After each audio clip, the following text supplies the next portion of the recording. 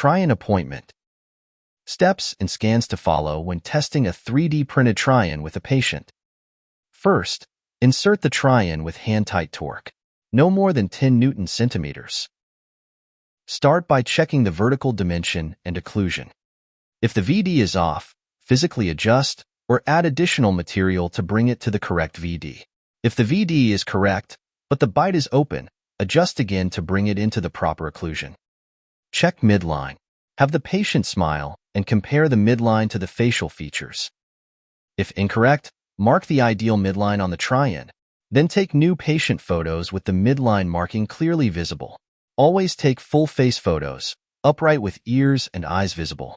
Relaxed bite smiling, and relaxed bites smiling with retractors. Inspect the tissue relationship. Ensure the correct compression or offset and prosthetic transition. Take a look at the overall aesthetics, particularly size and tooth shape. After adjustments, take new scans. Simply perform the standard upper, lower, and bite scans as indicated on your intraoral scanner. If no adjustments have been made, no new scans are necessary.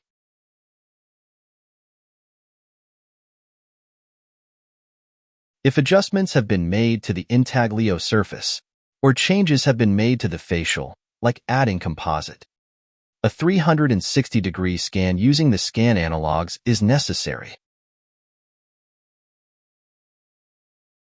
Once all scans are completed, send these to your lab for review.